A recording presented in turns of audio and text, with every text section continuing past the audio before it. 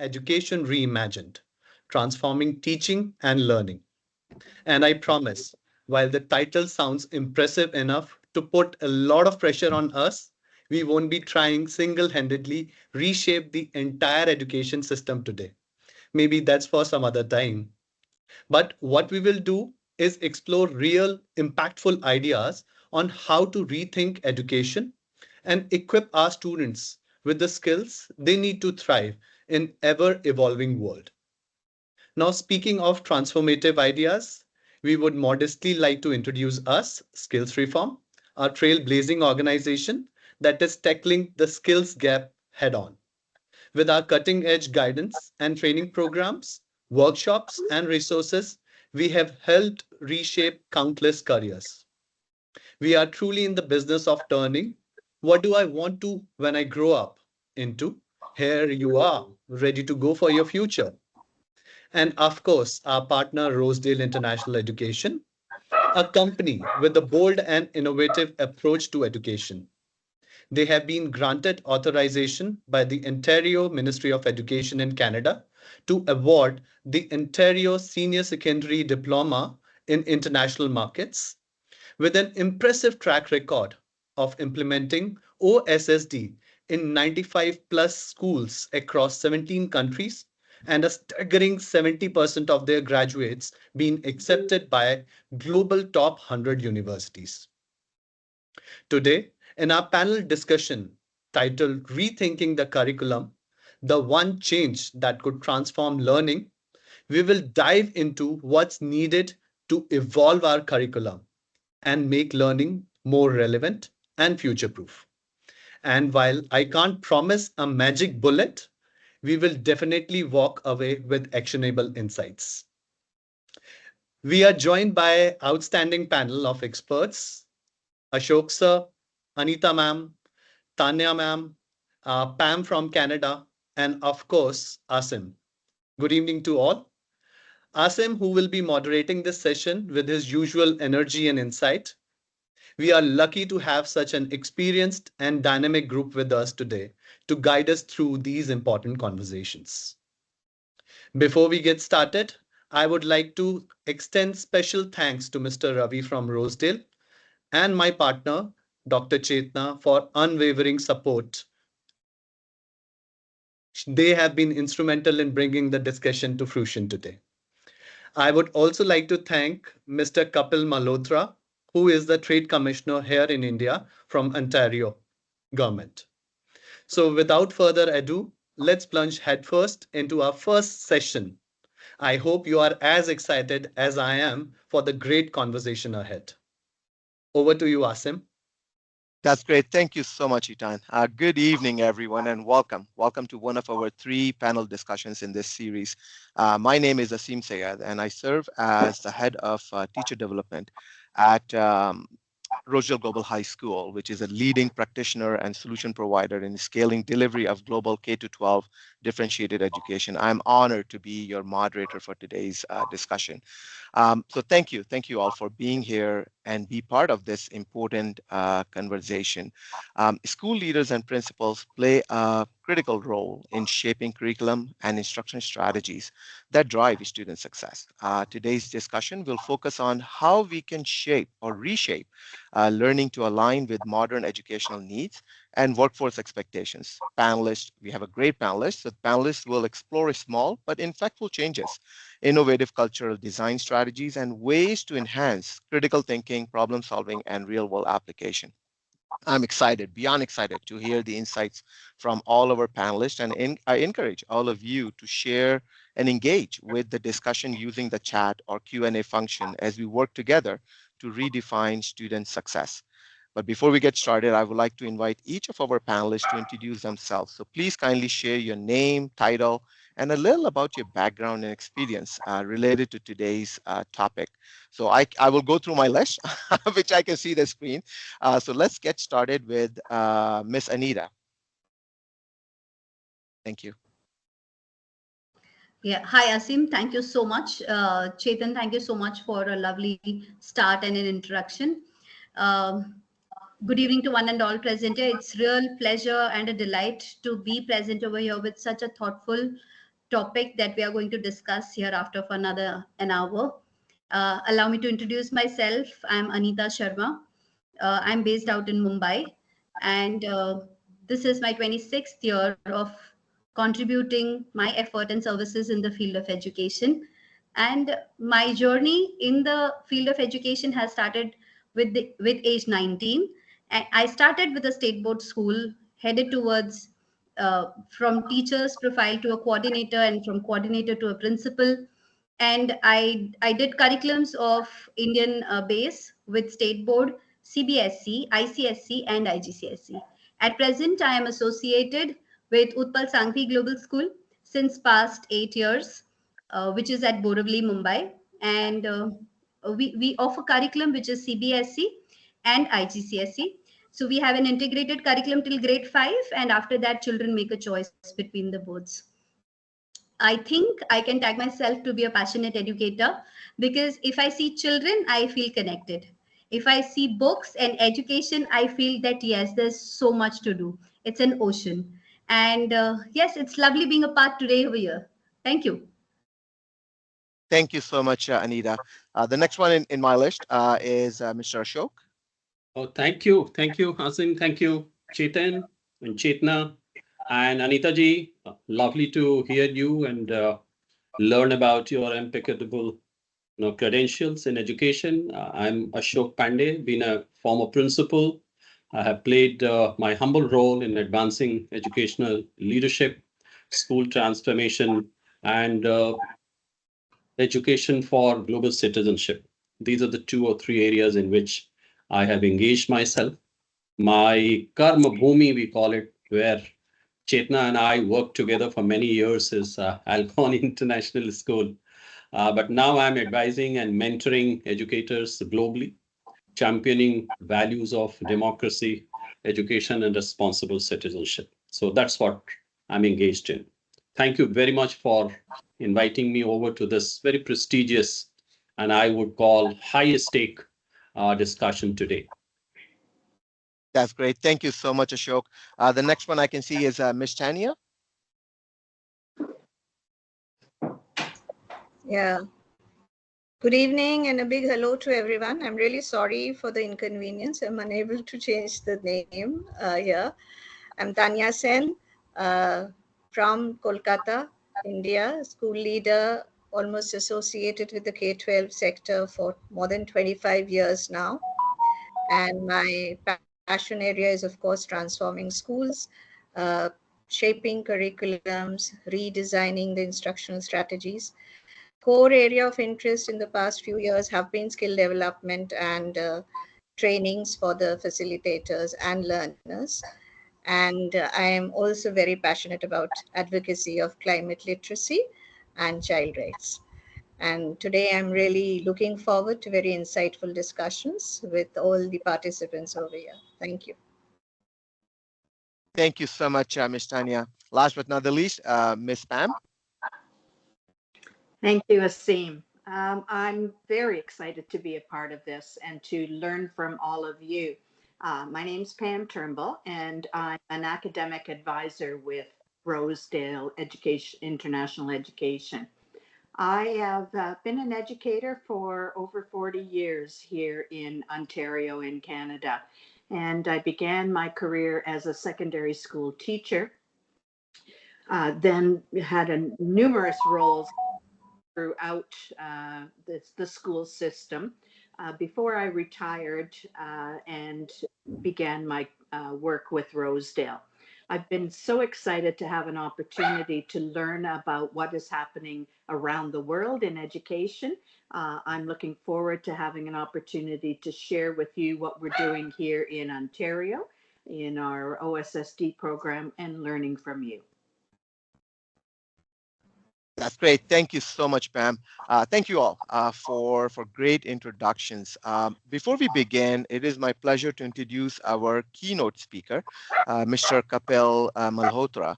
He is a trade commissioner at Ontario Trade and Investment Office in India, which is a part of Ministry of Economic Development, Job Creation and Trend, Government of Ontario, Canada. With over 2 decades of experience in international trade and investment, he has developed a strong understanding of global markets and business strategies.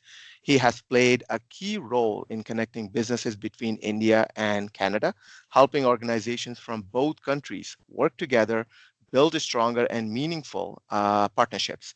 Throughout his career, Kapil has supported trade and investment initiatives, facilitated business opportunities, and fostered collaboration between companies. His extensive experience in the trade and investment field has allowed him to make a significant impact in promoting economic growth and developing valuable international partnerships. Mr. Kapil, we invite you to take the floor. Thank you. Thank you. Thank you, Asim. Thank you. So good evening, everyone. It's an absolute pleasure to be here today, sharing alongside such a distinguished group of educators, industry leaders, and stakeholders for this exciting discussion on education reimagined, transforming teaching and learning. So at the Canadian Trade Commission Services, our role is to strengthen connection between Canada and India across various sectors, including education. So we are here to help foster partnership, promote knowledge exchange, and support institutions that are shaping the future of learning. Canada and India share a dynamic, long-standing relationship in education, with thousands of Indian students choosing Canada for higher education, and more Canadian institutions collaborating with India to co-create solutions for the evolving education landscape. So now, as we dive deep into today's conversation on rethinking the curricula, let me tell you, there could not be a more timely topic. The world is changing fast. Technology is advancing at a lightning speed. Uh, Workforce demands are constantly evolving, and expectations of students and educators are shifting. Traditional models of education are being challenged, and it's crucial we rethink how we prepare learners with the skills and adaptability they'll need to succeed in the future. While I'm not an educator myself, and trust me, you don't want me to grade papers, I don't. I do understand that education is at the heart of both economic growth and social progress. The choice we make today, how we design curricula, integrate technology, foster critical thinking, will shape the workforce of tomorrow. And let's face it, the future of work won't be about memorizing fact, but about problem solving, creativity, and adaptability. That's why I truly appreciate and commend initiative like the one today from Skills Reform and Rosedale International Education, as well as all the esteemed panelists and attendees. Your effort to drive meaningful change in education demonstrate the power of collaboration across borders. It's through partnerships like these that we can reimagine education, not just as a way to acquire knowledge, but also uh, as a force that empowers individuals and entire societies. So as we engage in today's discussion, I encourage everyone to think outside the box, and yes, throw the box out entirely if needed. So let's think about it, how we collectively shape the future-ready education system. Conversations like these are crucial in sparkling new ideas and solutions that will ultimately benefit learners, educators, and institutions all over the world. I look forward to hearing the insights from the esteemed panelists and wish you all a very productive and inspiring discussion. Thank you. Thank you so much. Thank you so much, Mr. Kapil. That was amazing. And yes, I fully agree with you that the mindset has to change. And I'm hoping that we are going to have some kind of discussion going on today. So that being said, that let's begin. Let's begin with our first discussion question, which is focused on aligning curriculum with modern educational needs and workforce expectations. So as the demands of education and workforce continue to evolve, school leaders play a crucial role in shaping a curriculum that prepares students for success. So beyond academic knowledge, students need essential 21st century skills like digital literacy, adaptability, and global awareness to thrive in an increasingly complex world. These discussion questions will explore how curriculum can be adapted to meet these needs while ensuring real-world relevance. So let's begin with Pam. We would like to hear your thoughts on this. So the question is, what role do school leaders play in promoting 21st century skills such as digital literacy, adaptability, and global awareness within the curriculum? Thank you, Asim. I think really what I need to do is start first by saying that there needs to be a clear mandate, either within the curriculum or one that you externally impose that makes the development of these skills a requirement of your program. In the OSSD educational program that I've been involved with for 40 some odd years, it is actually built directly into the government issued curriculum documents. In Ontario, our curriculum mandates that competency skill development is a crucial part of students' education. So this is explicitly stated in the expectations of the content and the skills that are to be taught. And it's also actually explicit in the instructional approaches that are to be used in classroom delivery.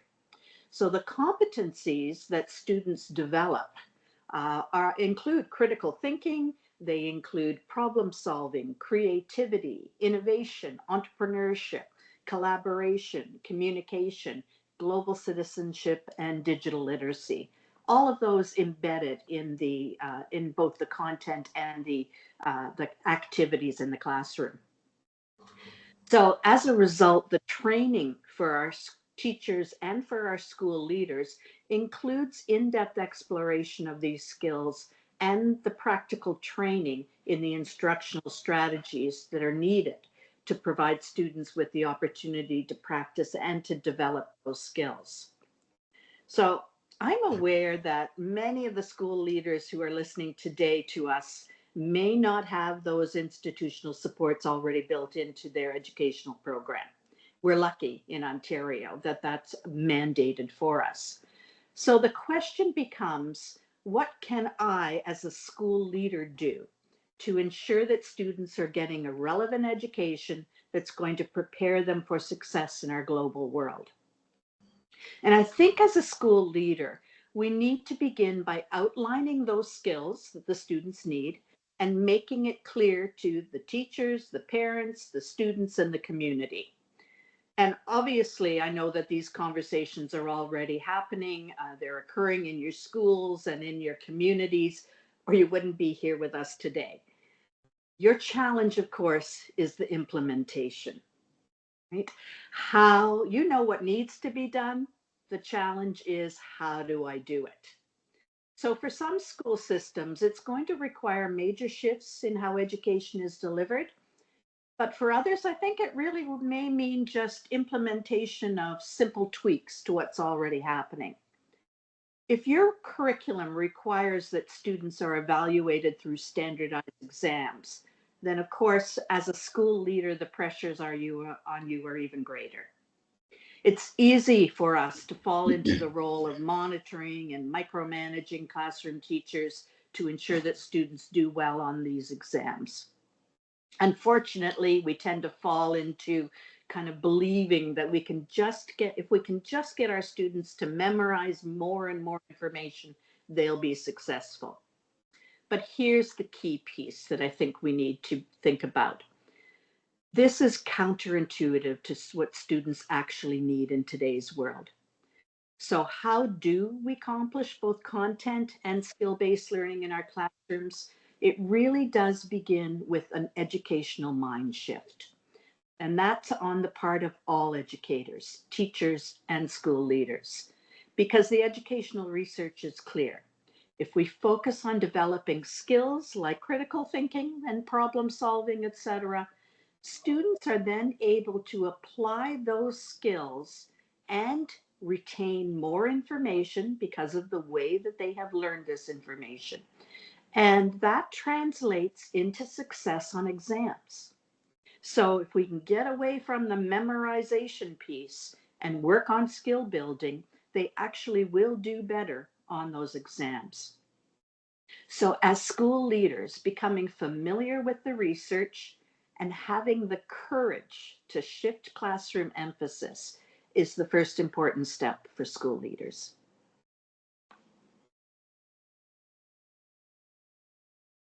Thank you so much, Pam. We have a great start to this discussion.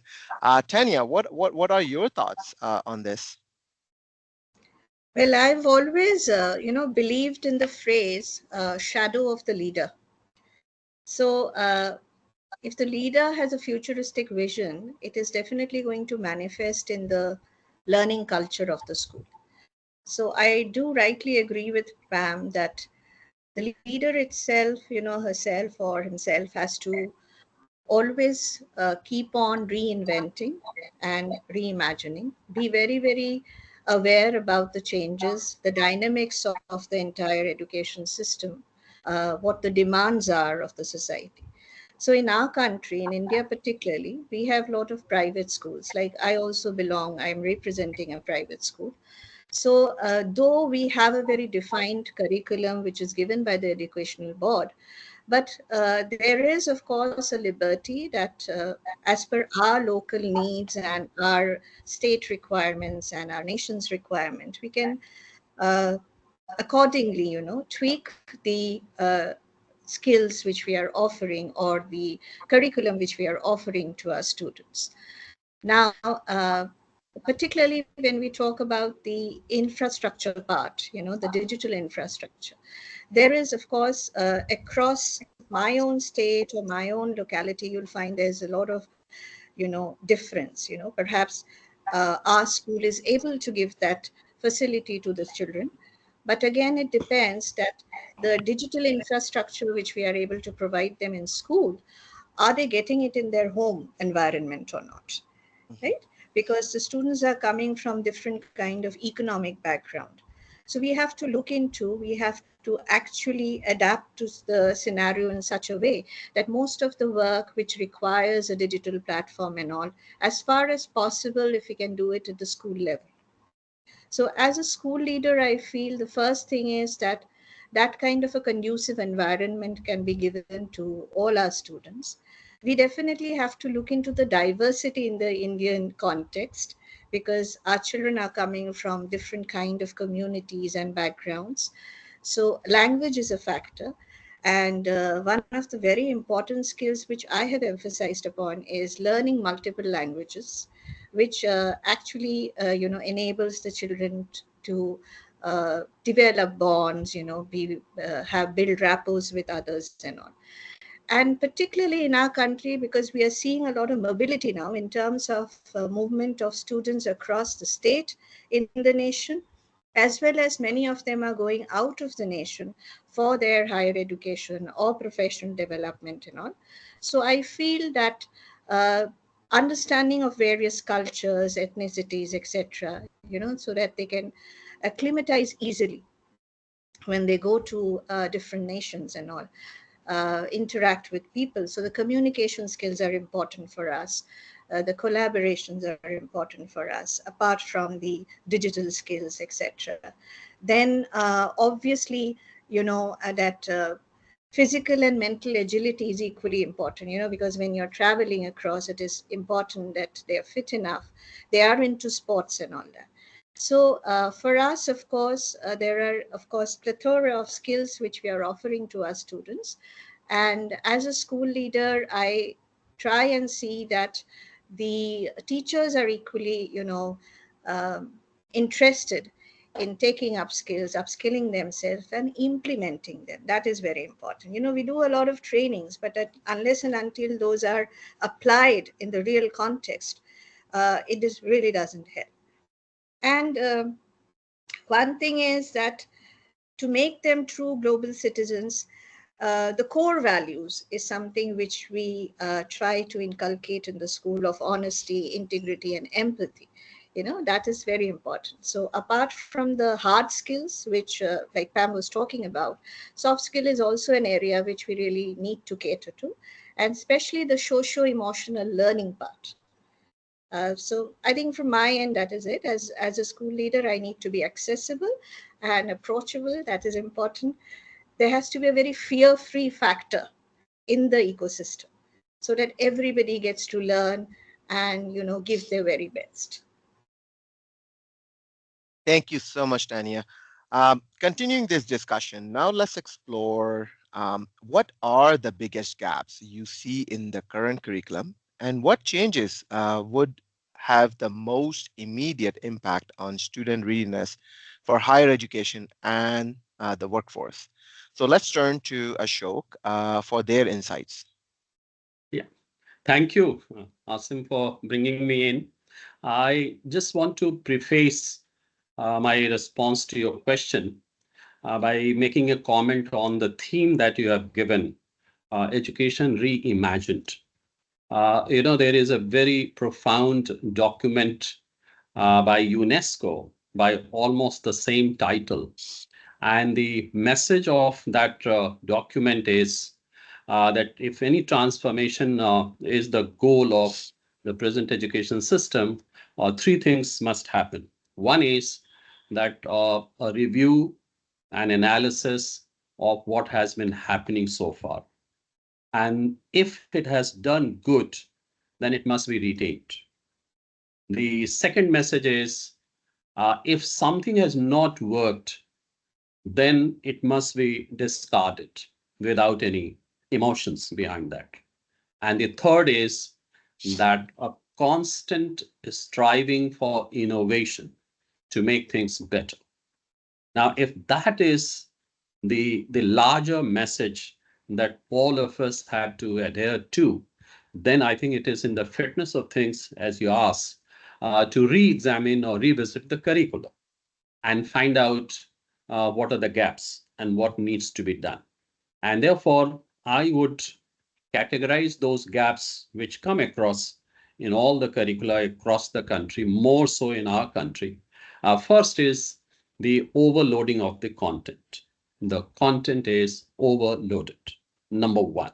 Number two is there is a huge disconnect between the curriculum we do in the classrooms and the real world experiences. That's another gap. The third gap is a lack of interdisciplinarity, or in other words, very tight compartmentalization of different subjects and disciplines. And the fourth one is very rigid articulation of learning outcomes out of that curriculum once it is treated and administered in the classroom. So these are the four gaps I think I'll put on the table. And what do they do? So curriculum overloading indirectly or directly sometimes encourages rote learning and memorization, which is not a good thing, and it is universally accepted and acknowledged. The second thing is if we only keep the curriculum away from the real world problems, it only makes it a theory.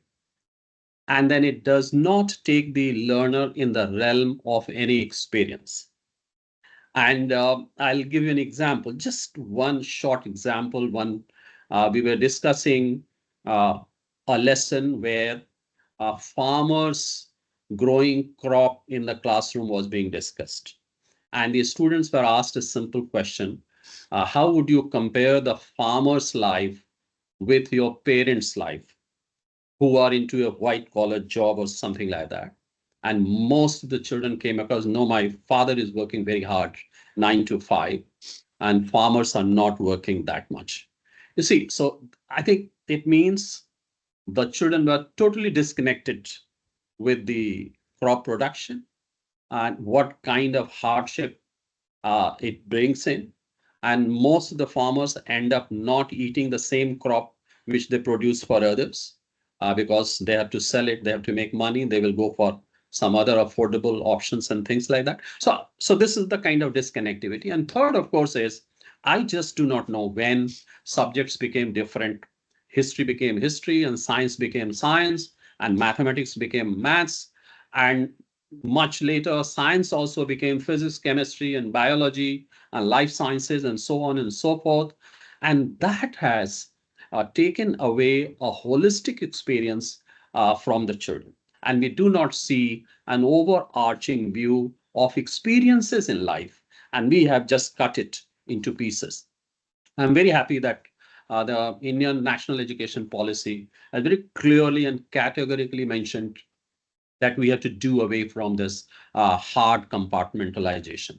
And the fourth thing, as I mentioned, is the articulation of learning outcomes in the manner in which we do deprives us from articulating that how the critical thinking has to improve, how the collaboration has to improve, how the creativity has to improve, how the teamwork has to improve, how the peer learning has to improve. So these are some of the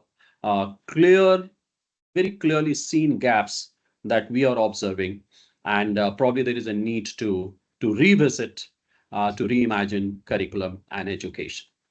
Over to you, Asim. Thank you so much, Ashok. Anita, could you please share your insights about this question?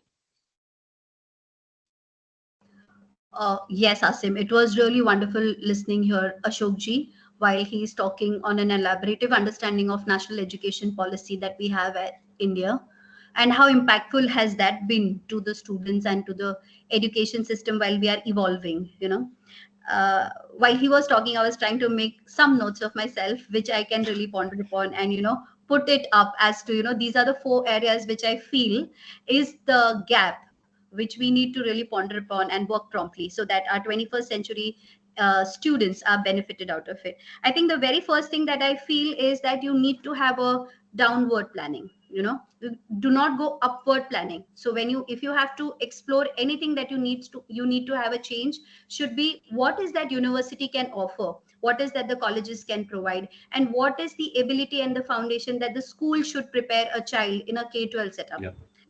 Whether it's at academic learning, the content learning, the cognitive development, or it is about the soft skill development.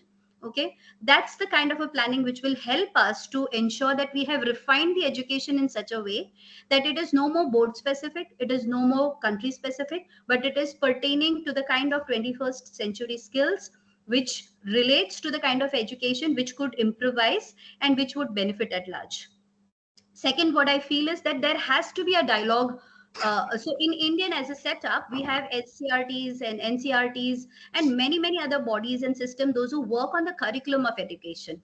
So while we have these kind of curriculum of education, we have also seen that there has been constant meetings and dialogues between the bodies so that they can streamline and further process the system. I feel these kind of dialogues not only should restrict to the school setup, but it should also go beyond the school setup. Again, to connect with what is that the university is looking up to, what is the change that they have brought into their system, how do they look forward for grad students or a post-grad student while the child will get into the professional career. I think these are certain dialogues which should be happening between the schools and the colleges to ensure that there's a fruitful outcome to it.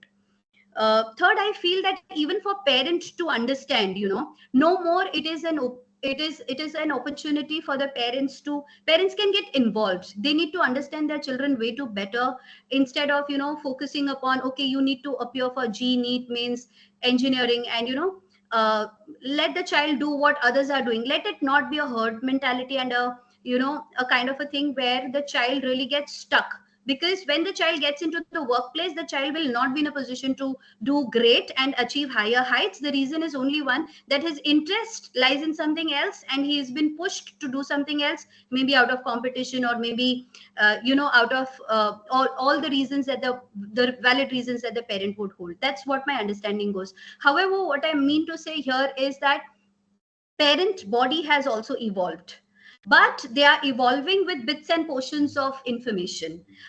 As a leader, we play a vital role, and as school setup, I believe we have got a lot of opportunity to ensure that we give a kind of a informal counseling, maybe with again dialogues and certain meetings where we make them understand and create an awareness about what is changing in education and why should you focus upon the ability and the skill of the child. So I believe that parent also play a very vital role, and a connection between the school and the parent also will play a very good role in order to ensure that the gap has been bridged up while we are planning and transforming the curriculum. I also feel that identifying the ability of the child to perform well with subject options and integration. You know, a couple of curriculum are, like, say, for example, I was just noting one of the curriculum where you have, when the child makes the choice of a subject, if you take English, psychology, biology, and law, you can actually become a wonderful criminal lawyer or a lawyer or maybe something in that walk of life.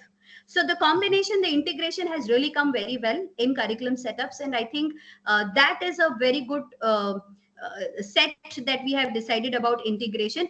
It's only that every school needs to implement. And last but not the least, I feel that this should not happen within the country, because we are talking about global awareness, we are talking about global citizenship, and hence it's very vital to have dialogues across the country, understand the mindset, understand the opportunities, and let the child be what the child is. Because maybe for one person it could be finances, which can or fame, which gives a lot of satisfaction and feels achievement, but that may not be the case with the other child.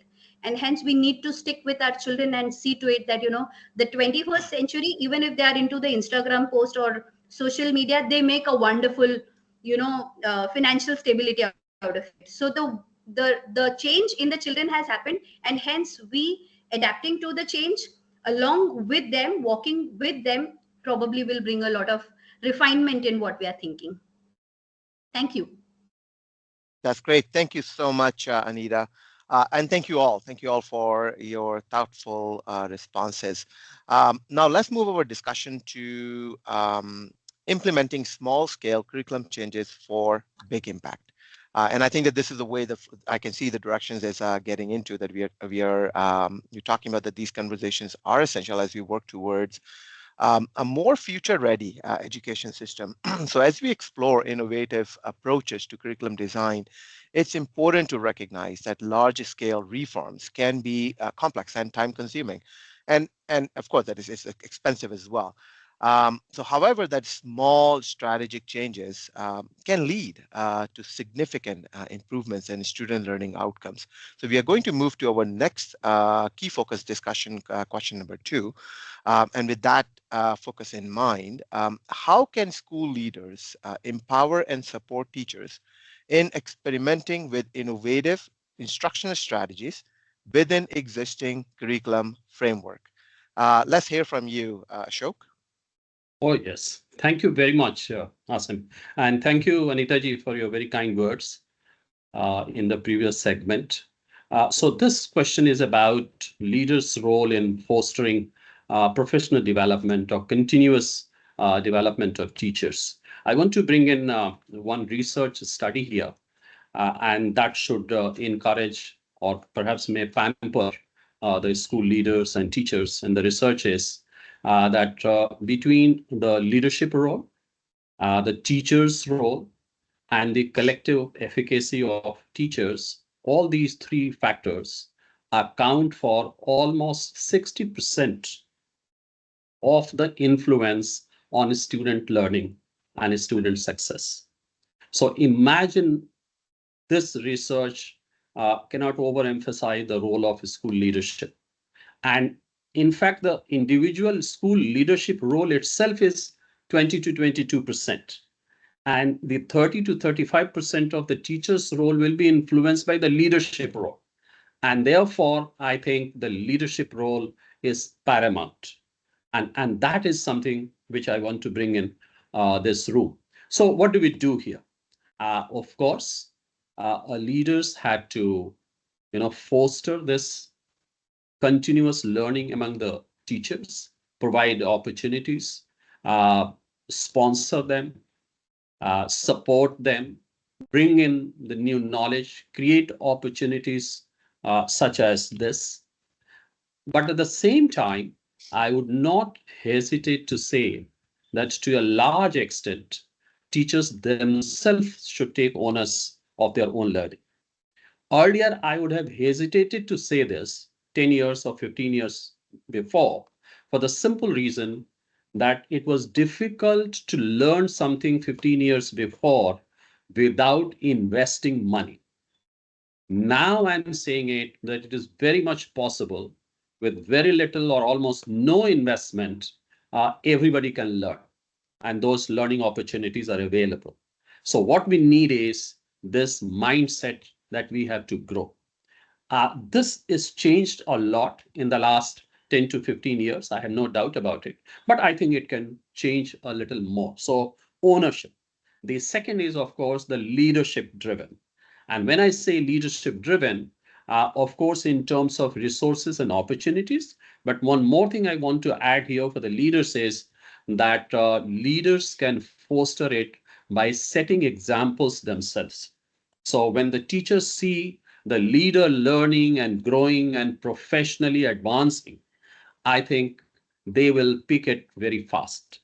A leader telling it every day to the teachers, do this, do that, may not be as effective as teachers seeing the leader herself doing it on a very regular and very consistent basis. So this is the second thing.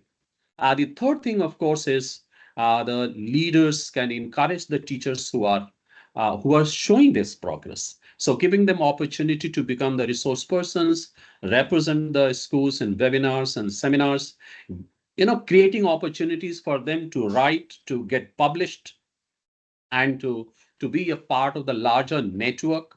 I think these are some of the very small things can be done without investing a lot. And the last thing which I want to add here is that now that we are into the era of technology and artificial intelligence, leaders should devise a policy to integrate technology, and that will not only make teachers learn a lot of new skills, but they will, by reducing their mundane work and time through the enhancement of technology, they will free up a little more time to invest in themselves, a little more time in investing the children. So I think these are the two or three things which come to my mind straight away, which all school leaders can do. Thank you Asim. so much, Ashok. I agree with your point too. Yes, modeling. That's what we all always talk about in our teacher training. Pam, what are your thoughts on this? I'm just fascinated with the conversation and grateful to my colleagues for all of their comments. Absolutely agree with everything that you have all been saying. And I sort of want to reiterate a little bit more on some of the comments that you just made, Mr. Ashok. In the OSSD program, the school leader's key role is to enhance teaching and student learning, and that's by promoting and facilitating professional learning. That's their key role. So as a result, over the last 20 years or so, you'll see that Ontario classrooms look very different today than they did when I first started teaching 40 years ago. When I first began teaching, my classroom was very traditional. We had students sitting in rows. They were listening to me. I was the one with all the knowledge, sitting up at the front. Thankfully, because of the professional development that I've had throughout my career, my practice shifted dramatically. And as a result, through my practice and opportunities to learn and to grow, I was able to eventually support other teachers as a school and a district leader, working both at the district level and at the provincial level. What I learned through all of this is that teachers need support in the how. It's not enough to say to them that you have to develop students' critical thinking skills and then expect the teachers to figure out how to do this on their own. If you've spent your career being the sage on the stage, right at the front of the classroom, lecturing to students, then you're going to need support with the implementation of all these new instructional strategies that are actually going to allow your students to use and to practice critical thinking. So as a school leader, our job is to bring in the professional resources that will help our teachers discover the new strategies, and then to give them the space to practice the skills. And I think that's the key, right? Is that we can all go, as many of you have already said, we can all go to lots of training.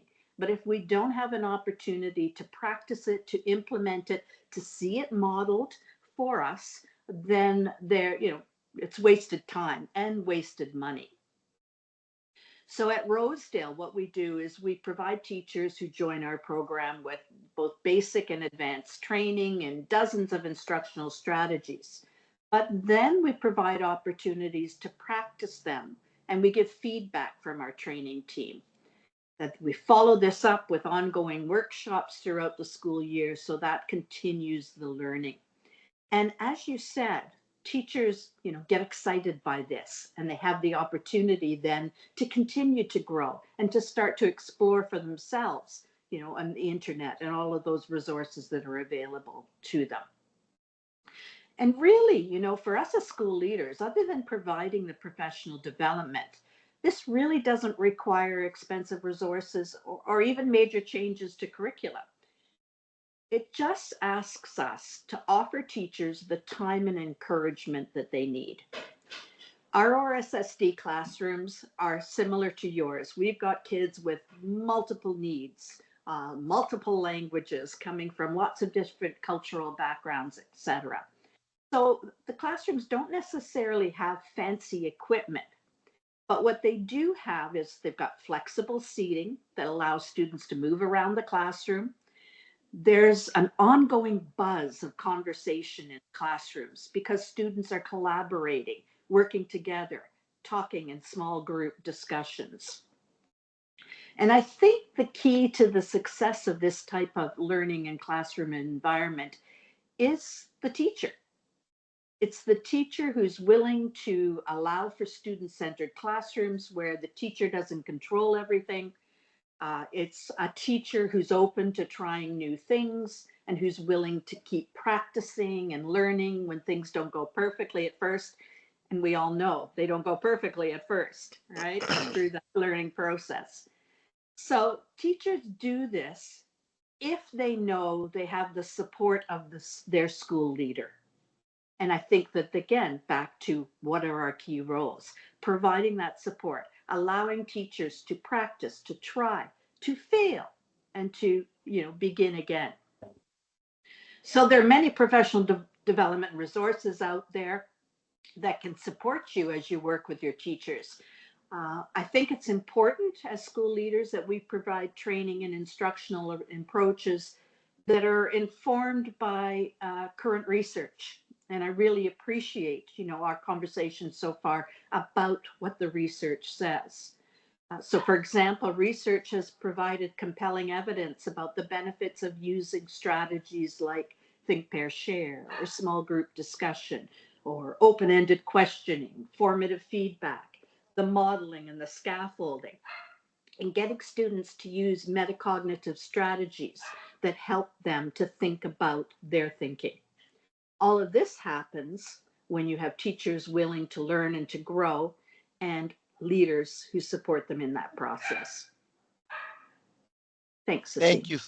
Thank you so much, Pam. Those were great insights about those questions. And I think that it's what I'm concluding or summarizing is that it's always a start with the school leader. Teachers can initiate. We have to, instead of dictating as school leaders, we have to support them in terms of initiating. So the teacher initiates, and that's where we start providing them support. So giving them directions helps. Moving on to the next part of this question and continuing this discussion, the next question in this category is that as schools implement these changes, assessment is key. How can schools effectively assess whether curriculum changes, small or large, are improving student learning experiences? So for this question, let's hear from Tania. Yeah, I think that's a very pertinent question, Asim, because assessment is playing a very key role in understanding the achievement of the learning outcomes. And first, it is important to define as a school what kind of assessments you're going to have. We talk about assessment of learning, for learning, as learning. I personally feel the as learning part is very important, just like Pam said a short while ago, that metacognition, reflection, when it is self-assessment or peer assessment, the students, the learners get to do a lot of reflection. For the teacher also inside the classroom, as a reflective practitioner, it helps because so many insights the teacher is able to take from those assessment processes. Very important aspect is also the kind of time duration which we are keeping into consideration over here. How frequently the assessments are conducted. Is it like after every module you need to have it, or you have a group of modules and then you do the assessment? And post the assessment, the feedback, that is so important. You need to give the children the reflections and the feedback about the work, so that if it is again repeated, the assessment, the next time you'll find the child is able to outperform the earlier one. Mhm. And another thing is the multiple assessments. Now, post-COVID, we have seen that we have so many ways of assessing. It's not just, the mode is not just, in person when we are conducting it as a pen and paper test, but we have multiple ways of assessing it, whether we have oral sessions, quizzes, debate, discussion forums. The discussion forums can be inside the classroom, or a teacher decides to use Padlet or Kahoot or something, using those Mhm. techniques, the digital tools which are there. That is possible. And then again, I, of course, prefer differential assessment. It's not necessary that in a class, you give the entire class the same set of questions or same set of assignments. Depending upon the competency and the acumen of the students, you can actually diversify that. And it encourages a lot of divergent thinking. So, children, they learn through assessments. They are able to learn to respect one another, to understand the boundaries of one another. That is there. And another thing which can be practiced, I feel, as a lot of school leaders are here, give the children the opportunity to prepare the questionnaires, the prepare set of questions which can be very, very creative in the outlook. And any gifted child in the class can actually prepare questions for the rest of the class, which helps them. So they understand the evaluation aspect also over there, that how would you go about it. So having a proper blueprint of it, which is important. The rubrics have to be clear. Now you're giving an essay or a debate or something, but the entire, the stakeholders over there, whether it's the learners or the facilitators, they need to be very clear about the rubrics.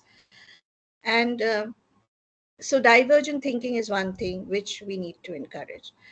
And equity, again, I would come over here, because if there are children with differential needs in the classroom, the assessments have to be designed in a fashion that every child's learning style is taken into consideration and the learning pace is taken into consideration. So it's not necessary that each and every one of them is given the same time duration to complete it. It can be a self-paced assessment also. So I think we all know about flipped classrooms, the concept of it and all that. Mhm. So those are things which need to be practiced.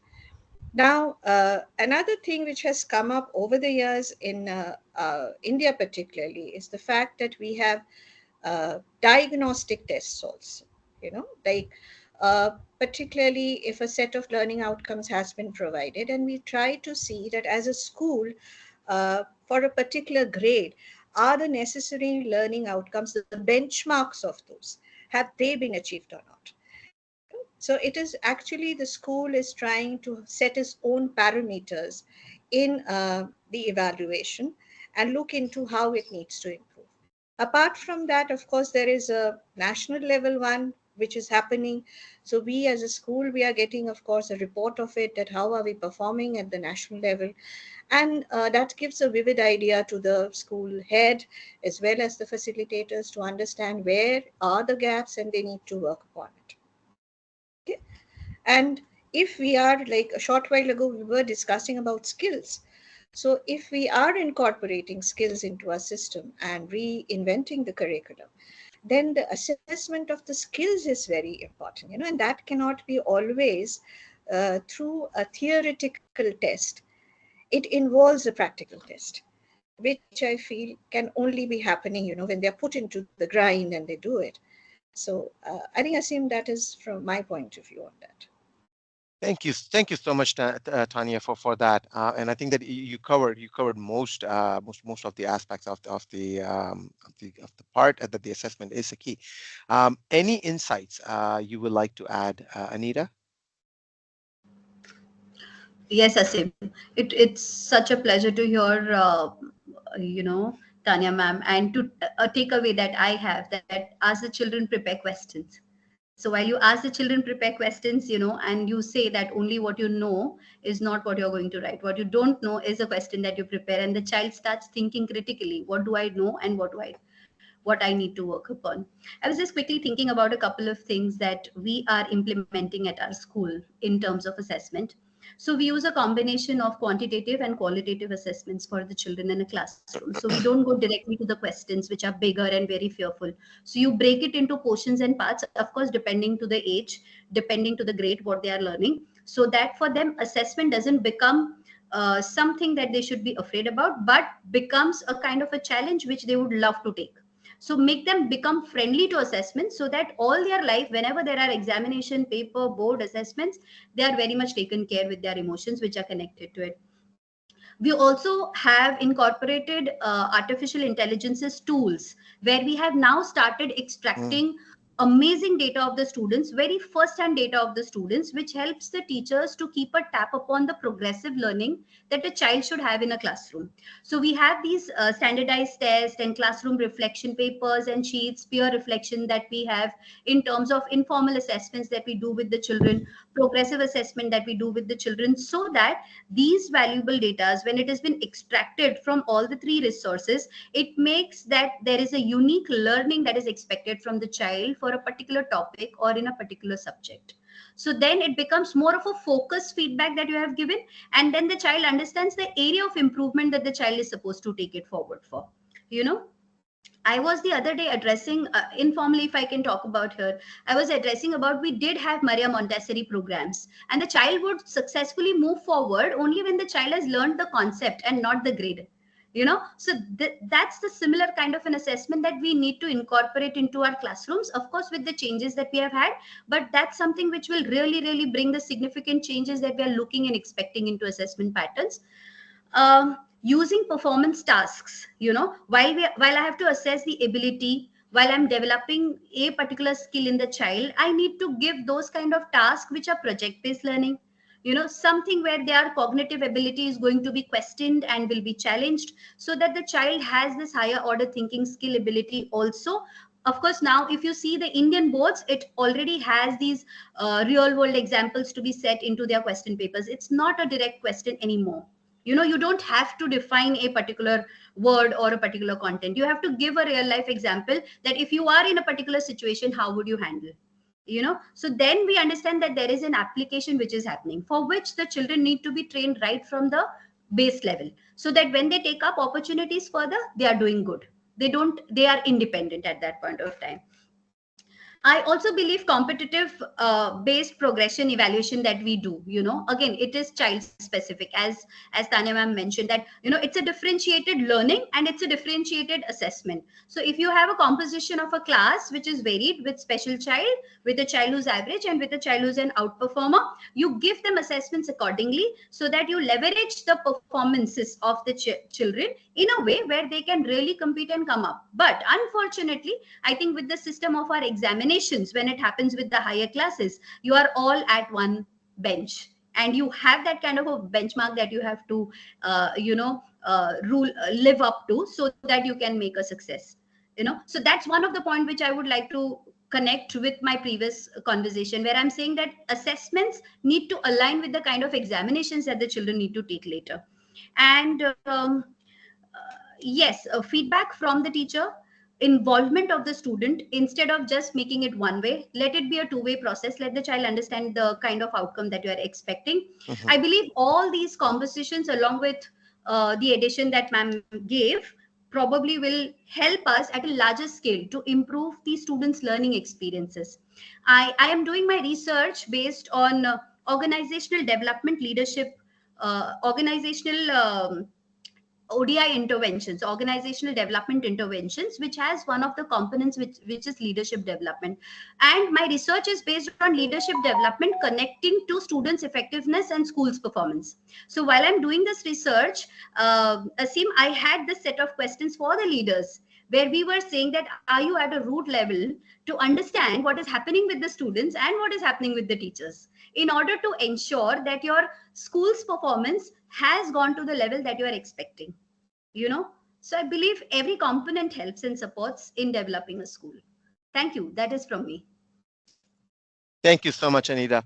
Um, We will move on to the last discussion question. And in this one, our focus will be on prioritizing critical thinking, problem solving, and real world application.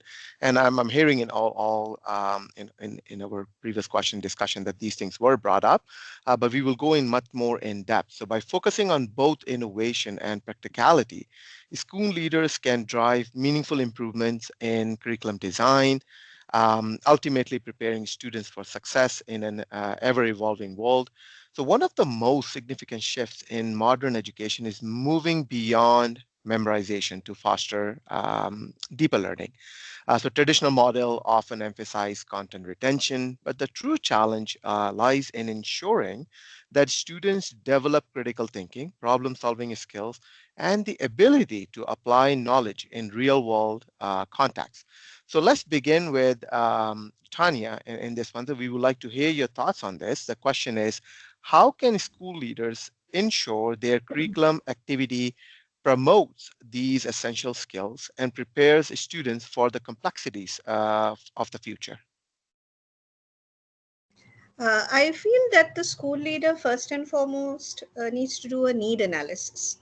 The leader, along with a team of the teachers or so, it can be a very core team which works upon first identifying what kind of skills we need to offer uh, to that particular, in the school ecosystem. That is one thing. Second, once we have identified it, we need to do a kind of a research and analysis that what will be the overview we need to give to our children, because every child, before they take up a skill, they need to have a little idea about that, what are the possible pathways, the career pathways and preliminary requirements for that skill. Is the child really cut out for it? So I think SWOT analysis is something which is very important. And amazingly, I've seen that a child, if you do the SWOT analysis in class 10, there are different sets of strengths and I think the kind of potential the child has. But when the child moves to class 11, there is a subsequent change to it. So accordingly, we have to first, once we do that SWOT analysis, then we start offering these skills to them.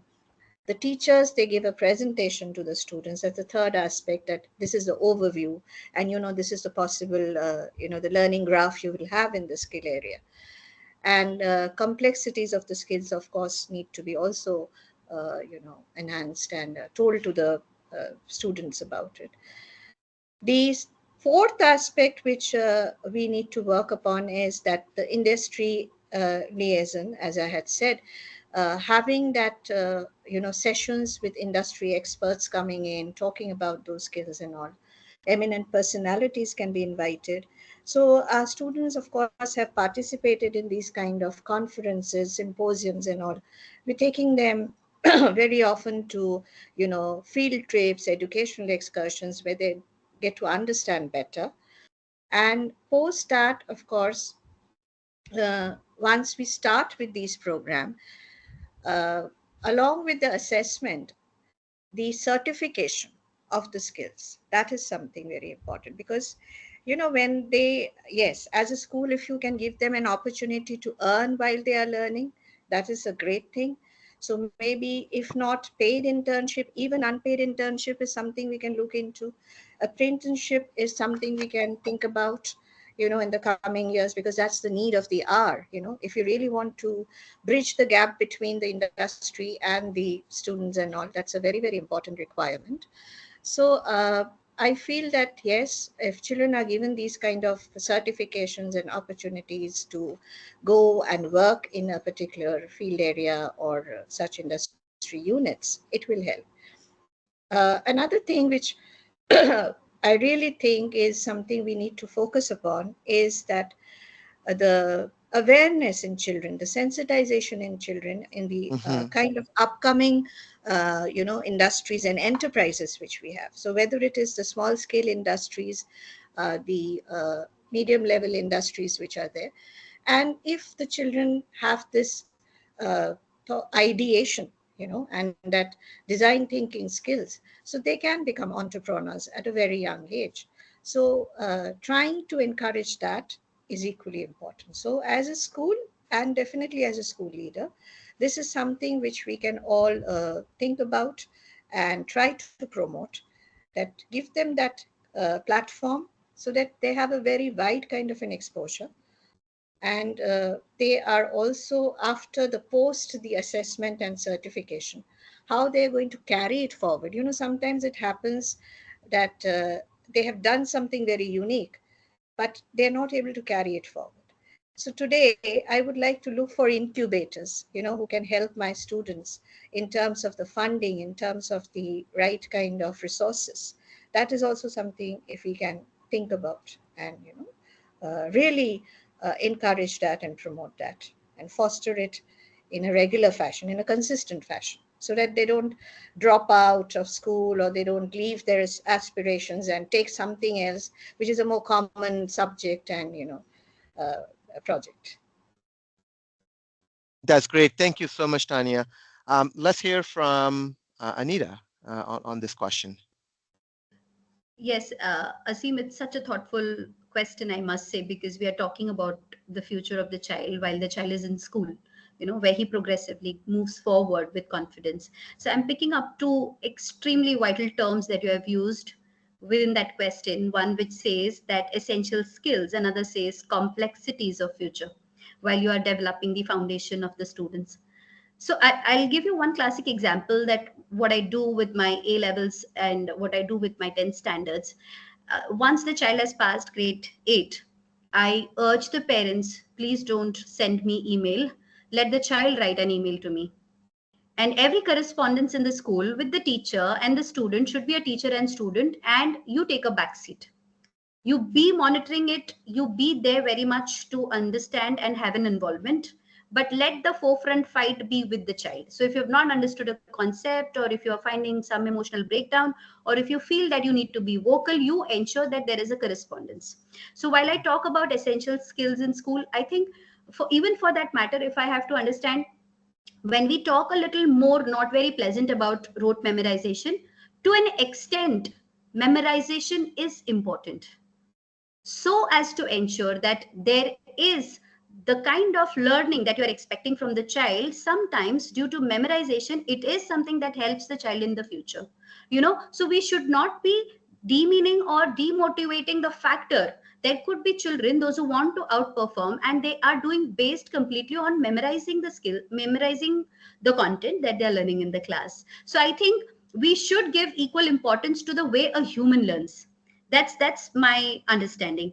And of course, industry speakers, when you have, so what we do is we call for our parents, those who are from wonderful walk of life, they are excellent into their own fields and they have reached a particular position. They come and they become speakers to the students of our junior college, and then these children benefit directly by knowing that, okay, this so and so parent whom I have actually seen is a person who has achieved something in life. Now these students between 9 to 12, they become speakers to our younger children. And when they display confidence, when they display certain ability and skills while they deliver or perform an activity with the children in the class, they feel connected. At the same time, as a community, you are growing and there is a learning which is happening. If you see essential skills, confidence is something that every child struggles because most of the children, and they shy off with the kind of ability that you are expecting after moving into a particular age. So that's something we create learning spaces as well. So when you create learning spaces, to give an example, if we have business studies, or if we have economics as a subject for the children, and maybe the children are learning about currencies in grade 1 and 2, we try to create a learning space which is prepared by them, and they explore and they start promoting that particular brand which they have prepared. So this is just one of the examples, and there are many more. Like in English, you can touch with open-ended stories. If you have done As You Like It in Shakespeare, what was the open end? If that was not to be a conclude, what could have been the conclude? So you Mhm. enact. So the ability of becoming strong, confident, grounded, with a lot of higher order thinking skills, cognitive ability to connect and relate to, becomes all the more good in the children. And I think that shapes very well, and that ensures that their future is all the more connected to what is expected from them. We also ensure that there are exchange programs. So we connect. Now this year my students are going to go to Japan. A group of students, they'll be having an exchange program to Japan, and they will understand what is the kind of a share of culture, the kind of curriculum, the kind of school setup that they have. So I think even this gives a confidence of moving out of the city and the country and connecting to the outside world, and understanding that how the world is evolving and changing. So that's from me. Thank you. That's great, Anita. And I definitely would like to learn more about that experiential learning in Japan. That how you are how you made the whole plan and everything. Um, we'll move on to the next question, and going back to the assessment, because I strongly believe that assessment is a key component of this transformation, from top all the way to bottom. And how can assessment, so the question always comes in that how can assessment methods be redesigned to evaluate critical thinking, problem solving, rather than just factual recall? Ashok, let's hear your perspective on this. Thank you. Thank you, Asim. In fact, in the previous segment, both Principal Tania and Anita, they have thrown a lot of significant points about assessment. Let me try and add a few more. Uh, the first thing is in the lighter vein, Asim, if you permit. If all the assessments are designed by the teachers and externally administered, and they have set these standards and they know how to pass and fail. So if a child fails, uh, who is actually failing? That is the question. And seldom we have used these assessments for any learning for the teachers and the feedback. So that is one issue that I thought that I will just highlight. The second thing which is very important is that if a teacher is teaching debating skills to the children, and mostly that debating is for winning a trophy in an inter-school debate competition. But how it would turn if the teacher thinks that, no, I'm teaching my children to develop their critical thinking. I'm teaching them how to make their point, how to convince, how to enter into a dialogue, and how to make their voice heard. Now, if this becomes the objective, I think the assessment will also be different. Pedagogy will also be different. So how does the teacher take her teaching assignment? That is very, very important. So same is true of assessment. When we say that we are marking a answer script, if the teacher starts saying that I'm going through the learning evidences the children have given, and I'm going to use it as a feedback for the improvement of my own teaching, I think that will bring in a great transformation as to how assessments happen. The third thing which is very, very important is that we rely very heavily on paper and pencil test. I think the times have changed and we have to use a lot of artifacts to have our assessments authentic and performance based. So their presentation, their debate, the talk shows, video clippings, a whole lot of things which we have shied away from implementing in our assessment processes. And that is why the assessment remains what it remains so far.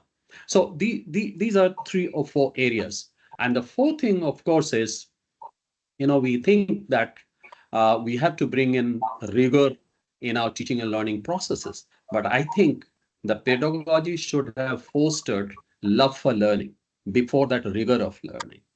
And same is true for grading. When, if I can use another word for assessment, if I can bring in some more empathy and grace for the children and their learning, that will be another highlight of assessment. And another very important thing with the assessment, which we have seen, is that most of the time we are obsessed with knowing what the child is as on today, or what the child knows, or what the child does not know. But the purpose of assessment can be shifted to what is the potential of the child and what the child can become. I think that will propel or compel us to think about alternatives in assessment. So having said this, let me promote a little bit what are the innovations the government of India is doing. Again, post national education policy, there was a thought about shifting the content to competency. There's love for learning, as I told you, and bringing in this assessment as a more friendly process. So for that, there is a body which has been instituted, and that is called PARAK, performance review and analysis, and assessing it for the knowledge, for the overall development of the children. So a holistic development, and you'll be very pleased to know that this assessment will be 360-degree, not only vertical. So there will be self-assessment, there will be peer assessment, there will be parental views in it, there will be teachers' views in it, and not only the academic things, but a whole lot of other critical areas and thinking that we are talking about. All those will become part of this Parak scheme of things. So I think things are changing. They are in the phase of transition, and probably a lot more will be seen in the years to come as far as Indian education landscape is concerned. Ashok, those were great insights. And I think that we, Thank you. all the panelists have spoken about the assessment. But of course, Pam, what would you like to add to this question? Well, I've certainly learned a lot from my colleagues here. Some incredible strategies. Certainly, what we're hearing and what I will be reiterating is some of the same things. We're all around the world working on the same sort of thinking around assessment. And I love, Ashok, what you were just saying in terms of what the government of India is doing in terms of that movement, so that it isn't just pockets. In individual schools that are doing this, because obviously Tania and Anita are doing amazing things at their schools, but can we get that system wide becomes the issue. Yeah. So I think that there's great work that is being done and will continue to be done. And again, worldwide, the world has changed. I think, if I add in my sort of 2 bits worth, I think if you have the benefit of an open educational program that allows you to adapt your evaluation practices, there's many different activities that you can focus on that will focus on assessing skill development in students.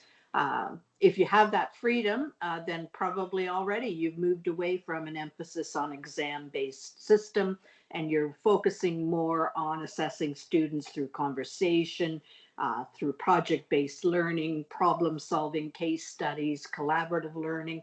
All of that is happening, and I certainly heard that from all of you today. One of the neat things about the OSSD program is that 70% of a student's final grade is based on the assignments and the activities that they complete throughout the term.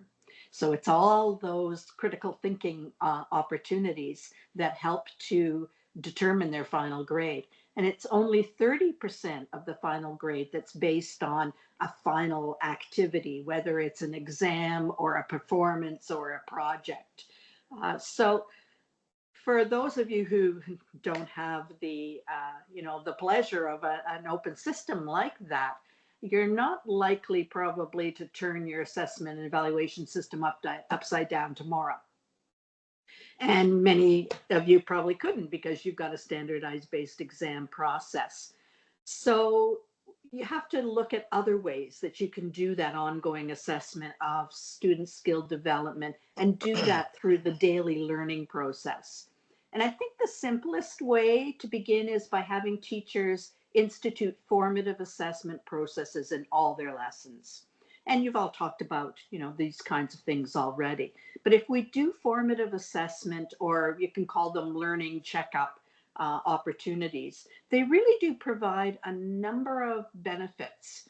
First of all, they allow the teacher to assess student thinking. So what kind of critical thinking are students doing? What kind of problem solving are they doing? But it also lets the teacher know if students are struggling. It also allows teachers to use that information to adjust their instruction, and they can do it right in the moment.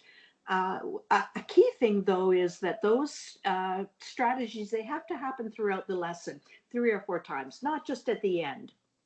Many of us use exit cards that tell us at the end of a lesson, how things have progressed for students. But in a lot of ways, that's too late, right? Let's do it in the moment. In an OSSD program, we really do try to provide our teachers with lots of different strategies to be able to do this. And again, that think, pair, share, I think I mentioned it before, it's such an incredible strategy. It does so many wonderful things for our kids. We can do polls, we can share learning in groups, and thumbs up, and quizzes, and exit cards. And Tania and Anita, you talked about these already in reference to assessment and what happens in your schools. But I think the key is that each time a student is asked to participate in a checkup activity, they're asked to think about their learning. And that, sort of increases and further develops their critical thinking skills. And there's lots of other additional strategies that teachers can use, as long as you're providing students with problem-solving activities that focus on real-world problems. And again, you've mentioned this before. What we want is for teachers to observe students during these activities and discussions, to record anecdotal notes about how students are using these skills. It's also important for teachers to encourage critical thinking by the questions that they ask. So doing a lot of work with our teachers around effective questioning, using open-ended questioning is so important. We can also ask students to write arguments and analyses, to participate in debates. Ashok, as you mentioned before, the rationale for the debates is about the development of those skills rather than about participating in a contest. So I think finally, and Tania, you mentioned this previously as well, that one of the most effective tools when we're talking about assessing these critical thinking skills and problem solving skills, et cetera, is the use of rubrics. Because they provide teachers with really clear expectations, and not just the teachers, the students too, because students need to know what they're learning and why they're learning it. So you get clear expectations in a rubric of what the critical thinking looks like, and it really helps them, to teachers and students, to assess different aspects of their skill development. So again, it sounds like fantastic work is being done in this area. We're all moving forward. We still, have to keep on, keep on keeping on, as they say, and continue to grow and to learn from each other. So I really appreciate this opportunity to talk with all of you. Thank you so much, Pam. And thank you to all our panelists for such an insightful discussion. For the essence of time, what we will do is that we will be moving to open Q&A questions. So this concludes our panel discussion questions. Now I would like to invite our panelists to address the questions which were selected from our registration process. After that, we will open the floor to audience questions. So let's get started. So panelists, I will sincerely appreciate that if you can keep it short and precise to address the questions. The first question is for Ashok, which came from our participants. With increasing digital influence and changing social dynamics, how can the education system effectively nurture children's emotional intelligence, creativity, and critical thinking skills? Yeah, this brilliant question. And, uh, and the answer lies in the use of technology only. Fortunately, as on today, with the advancement of technology, emotions and the personal interaction is something which the technology has not invaded. So that still remains the domain of the teachers. All that is required is more time. And probably if we can use technology to do our mundane work, we can free up time. I can just quickly say, I'll not take time. The research has proved that 25 to 30% of teachers' time can be saved by using modern technologies. And that 25 to 26% of time can be used for being with the children, counseling them, advising them, and emotionally connecting with them. Thank you so much, Ashok. The next question is for Pam from our participants. How can we help parents and guardians shift their mindset to support experiential learning and life skills? Thanks, Asim. Again, another great question. And it's one that we've all been challenged with as educators and educational systems. I think that as education is shifting, the world is shifting, and that includes our communities and their thinking as well. I think that that our parent communities are quickly understanding because of their experiences themselves in the work world, that they're now working in a global environment, that they're working with digital tools, etc., that they're having to work in teams, that they are having to collaborate with people from different backgrounds and cultures and etc., because we're doing all of this, digitally and internationally.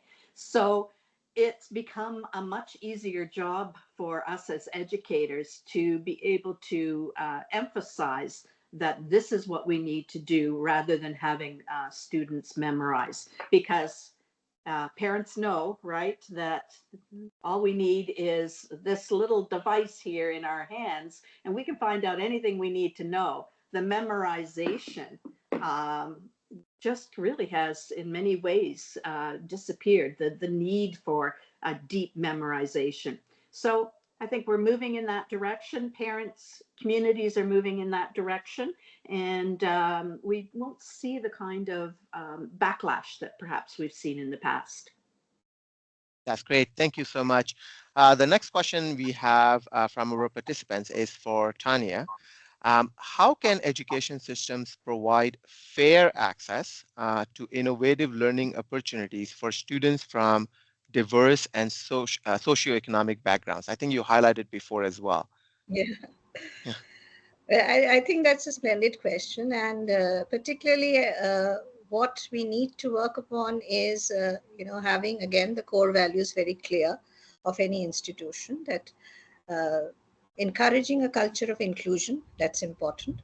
So whether the difference is in terms of language or in terms of cognitive skills, if you are preparing students to participate in a fashion that they are in a team or a group, but it is a very heterogeneous kind of a group or a team where with different abilities children are getting engaged, that helps them to pick up the skills and the potentials easily. And again, I would say that a lot of interdisciplinary activities also enable them to develop the skills. Third part which I have felt is, as Ashok sir was saying, that you have interdisciplinary along with innovation. So if you are, suppose somebody doesn't know, it had happened in my school, that the person doesn't know a certain language. So we have like things like apps like Duolingo and all. You go over there for free, you can learn a language, and then it enables you to interact much better. So I feel that from the socio-economic background, I think that was one more aspect, the part which they were trying to, the question was coming, that yes, in our country, that is definitely a challenge area, because a lot of diverse economic backgrounds we have to face. But if I think the basic humane qualities are there, instilled in the children, that you need to be compassionate, you need to share and care for the others, and that can only happen with activities. It can happen in the sports field, it can happen in the football ground, it can happen in your different kind of events which are conducted in the school. So we've seen through cultural programs, through music, through dance, we have been able to, actually overcome these challenges. So I think that open-mindedness is very important from the institution's point of view. And if there are students who are showing signs of discrimination or something, counseling plays a very, very important role here. Mm-hmm. If the school counselor is there and they are seeing, when we get recommendations or references from teachers that yes, such and such child has got a certain mindset or a thought process which needs to be addressed immediately, I think the timely intervention of the counselors, and at all levels, it's not just at the higher secondary or the secondary levels, but even with primary classes and middle school level, we need to have immediate intervention. So that takes care of it, and the children understand, okay, in this school, this is a strict no. There's a zero tolerance policy for such things. So I think that will enable them to understand that we need to embrace differences, we need to embrace diversity, and it works really good, I feel. That's I hope great. I Thank you so answered much. the Yeah, question. no, yes, you did. Thank you so much, Tania. This is the last question, which came from our participants. Is for Anita, and I think this was one of my favorite questions. I think this is more a little bit challenging to address. How can changing the curriculum help unlock children's potential?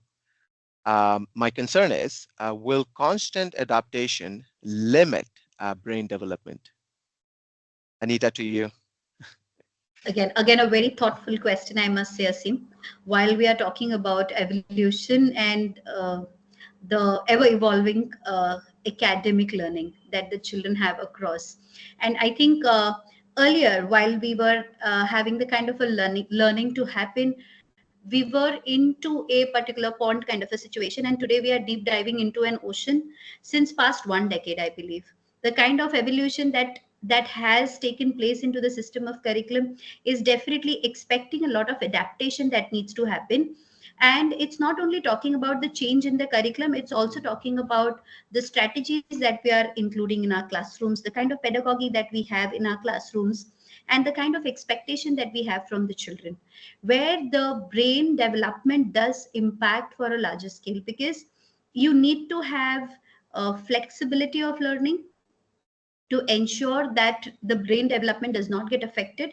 At the same time, you need to also limit certain factors in a way where you have broken down the learning portion in a way, and you have ensured that if I am specifying, or if I am particularly using a particular application in a classroom setup to understand or learn a particular content, and while I'm giving a vivid open platform for the children with an array of opportunities that they can optimize, which way should they go? It should not confuse them.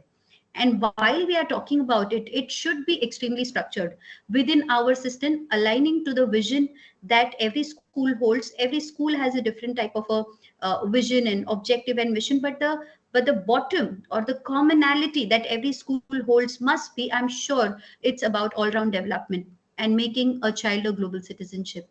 So while we are revamping our curriculum, we need not make it both specific, but we should be having curriculum which should align to the students first thing first, while we make a change.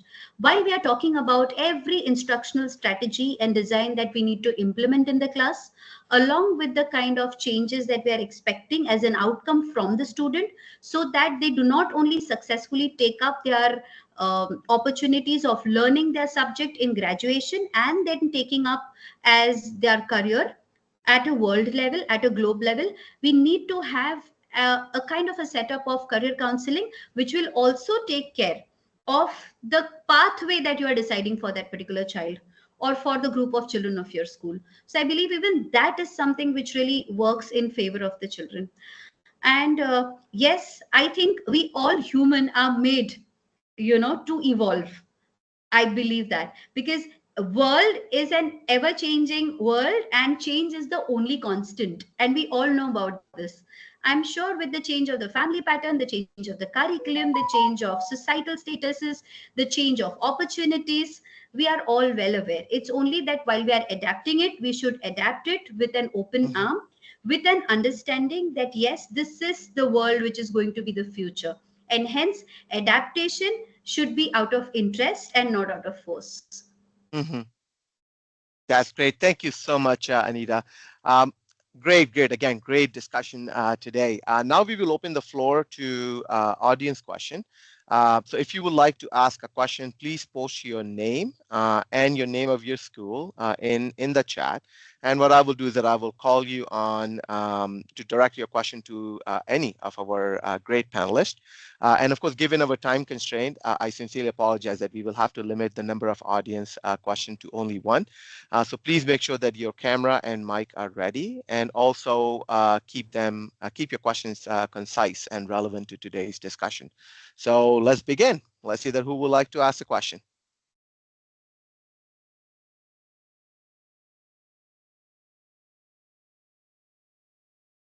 It's funny, we all are looking at the chat now. So Asim, Miss Sumedha Yeah, Sodhi has raised the hand. So probably Miss Sodhi, if you can just write your full name and your school name, that would help us.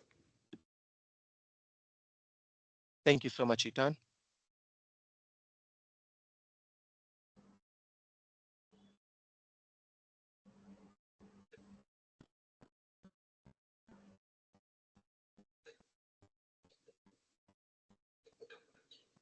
Yeah, please go ahead. You will be able to use the mic as well as the camera. Yeah, thank you so much. Good evening to all the panelists. Good My evening. question is that with the focus on the competency-based education and skill development that the National Education Policy 2020 in India talks about, how can schools effectively integrate vocational training and the real-life problem-solving curriculum into the school pedagogy, especially for the youth who are in the secondary stage of education? Great, amazing question. Thank you so much, Ms. Sodhi, for the question. Um, Thank you. I will just pick the panelists. Ashok, would you like to address that question? Yeah. Uh, Sumedha, thank you very much for asking this question.